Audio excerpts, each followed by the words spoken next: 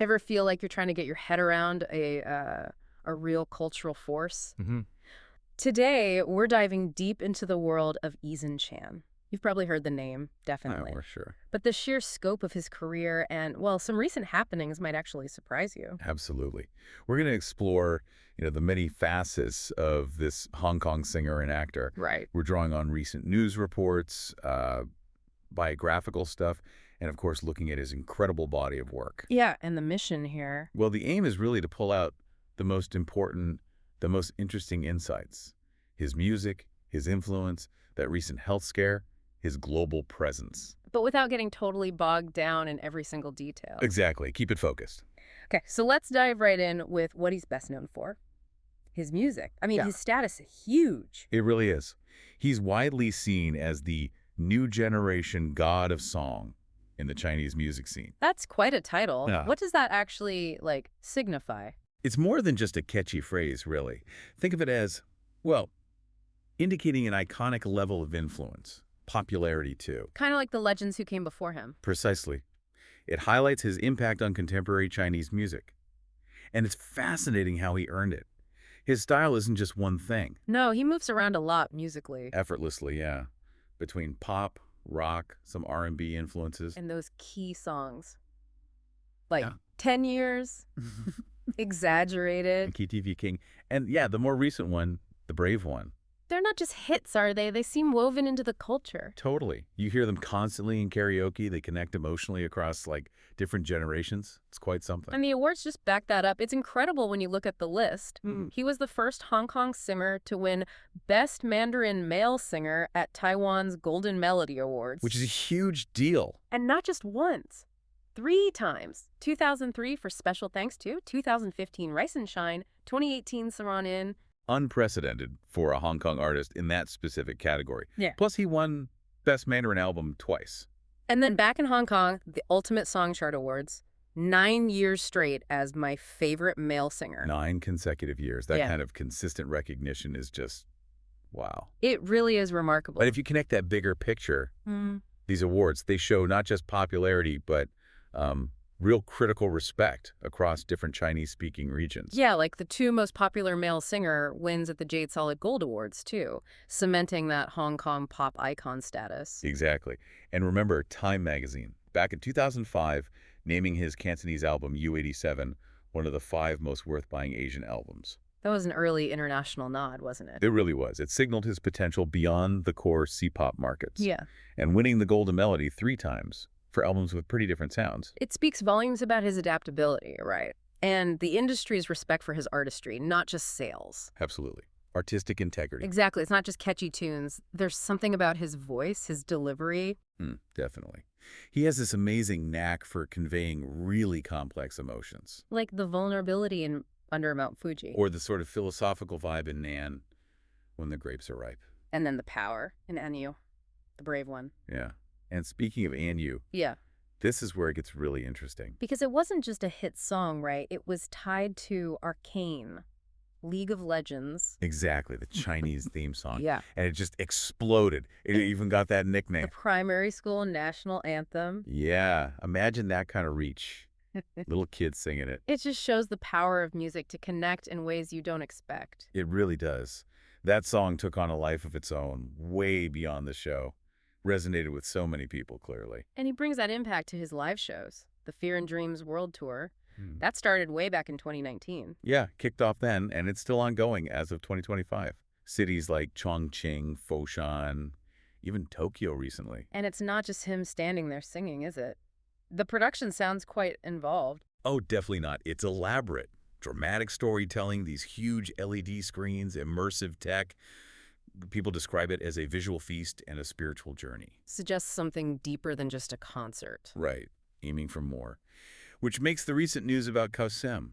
Ah, yeah, the postponement in May 2025. That must have been a blow for the fans there. Especially since it was due to his COVID-19 diagnosis. But he promised to come back strong. Which I'm sure meant a lot, especially after, what was it, a 12-year wait for him to play that specific venue. Exactly. Shows his dedication. And it also, highlights how these global health things are still affecting live events, even now. True. Now let's shift gears slightly. beyond the music, he's done quite a bit of acting, too. Especially earlier in his career. I remember seeing him in films like Mongkok Big Sister, 12 Nights. And Ops, I Yeah. Corrupt All Cops. He actually won an award for that one. Right. The Star Awards Hong Kong and Taiwan Actor of the Year. What does that film work tell us? Well, it really just underscores his versatility, doesn't it? Music's the main thing, obviously, but But he can connect through different mediums. yeah. And he's done voice acting too, Kung Fu Panda, I think. And stage plays, like Human God Fight, it shows a broad creative talent. Paints a picture of someone willing to explore different creative avenues. Okay, let's touch on his personal life and public image. Always tricky territory for public figures. True. His relationship with his wife, Hilary Suri, is pretty well known, together since '96, married after their daughter Constance was born in 2004. And yeah, their relationship has definitely been under the media spotlight at times. Especially regarding her spending habits, right? That seems to come up a lot. It has. Yeah. But what's also notable is his consistent, very public support for her through all that. Which has kind of cemented that doting husband image for many people. Yeah, definitely contributed to it. And it hasn't all been easy for him personally either. He's faced some tough times. His father's imprisonment for corruption. That was a major event. And it's quite remarkable how he seemed to channel some of that into his music. Shows real resilience. Absolutely. And then just recently, May 2025, that bizarre death hoax. Oh, that was wild. How quickly it spread online. Must have been unsettling. For sure. It really shows the danger of misinformation, doesn't it? How fast fake news can travel. But his disciple, Yip Hugh Hing, shut it down pretty quickly. Very quickly. And Eason himself was active online. His wife posted. So it was debunked fast. But still. And the way he addressed it seemed quite lighthearted. Yeah, almost humorous. Which maybe suggests that resilience again, that optimistic outlook, even with weird stuff like that happening. It's a real challenge, though, isn't it? Dealing with that level of scrutiny and the speed of online rumors. Absolutely. Critical media literacy is so important for everyone these days. Definitely. And amidst all the fame and headlines, he's also known for his social responsibility. Yes, that's an important side to him. Long-term involvement in charity work. Like fundraising back during SARS relief, poverty alleviation projects. It's significant. And he often integrates it with his music, like donating concert proceeds. Shows a commitment beyond just the entertainment side. And his influence, it's not just regional, is it? He's made quite an international splash. He really has. I mean, think about this. First Chinese singer to be a torchbearer for both the Summer and Winter Olympics. That's a huge global recognition. Massive. Yeah. And he's toured extensively outside Asia, too. Europe, the U.S. Building that international audience. Definitely. And what's really exciting is this upcoming 2025 album, recorded at Abbey Road Studios in London. Wow, Abbey Road.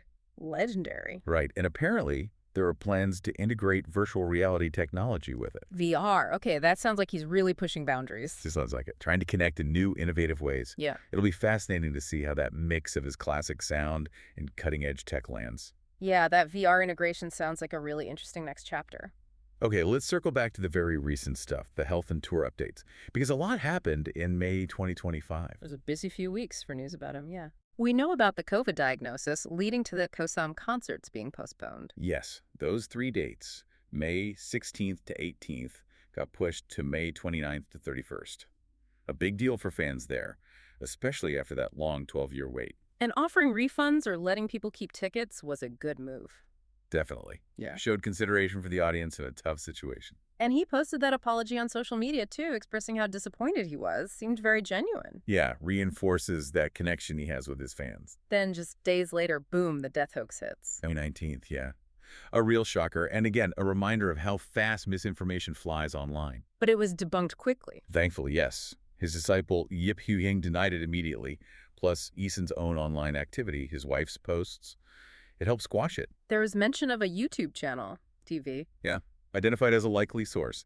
And apparently they have a bit of track record for spreading fake news like this, unfortunately. Worrying how easily those things gain traction. And then also in May, there was that artistic discussion around his Tokyo concert. Ah, yes, the Fear and Dreams tour again. The structure is like, the first half is fear, the second is hope. And the controversy was about some visuals depicting bombs. Exactly, during the fear segment.